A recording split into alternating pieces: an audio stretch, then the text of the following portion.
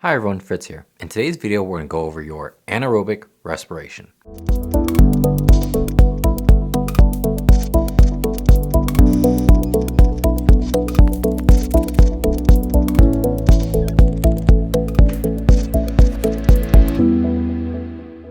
When we look at bacteria in a nutshell, the main objective of the bacteria is to produce energy. And whether this bacteria is an anaerobe or an aerobe, the primary process in which the initial ATP is made is always in an anaerobic fashion.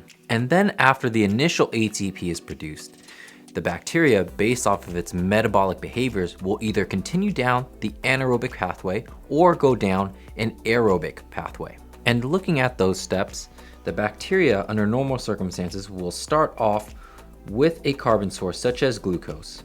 It will then put glucose through a process called glycolysis. At the end of the glycolysis process, we end up with 2 ATP molecules as well as 2 NADH molecules. Glycolysis will then convert the glucose to 2 pyruvate molecules, which are 3 carbon molecules each. And all of this is in a chemistry class.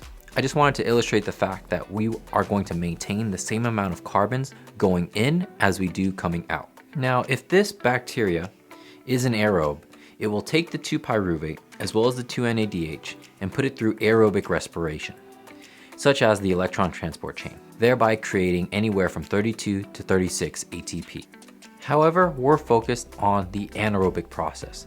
So what happens if the bacteria, which what we have here in this case, is an anaerobe? Well, in that case, the bacteria will go down the anaerobic pathway. And at the end of this process, the bacteria will either make alcohol or lactic acid. Either way, this process does not actually make energy, at least not enough energy worthwhile for us to count.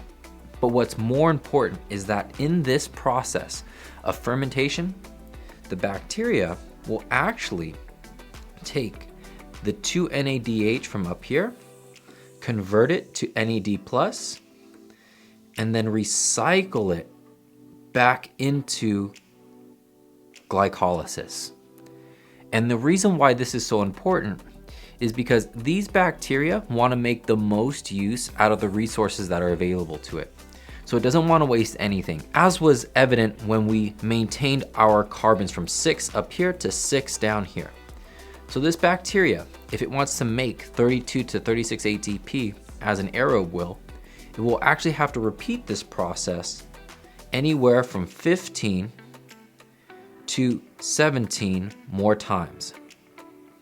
And the most efficient way to do this is to recycle the NADH that it's not using and put it through glycolysis again, because it is a reactant in the glycolysis process when the bacteria finally makes the 2 ATP.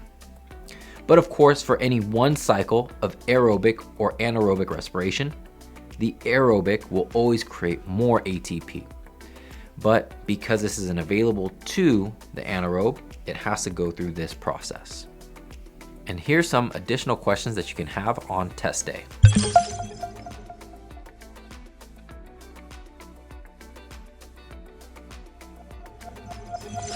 Now feel free to enter those questions down in the comment section below, and leave any questions that you have for me down there as well.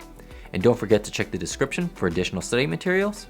And if you found this video helpful, please leave a like and subscribe, and I'll see all of you guys in the next one.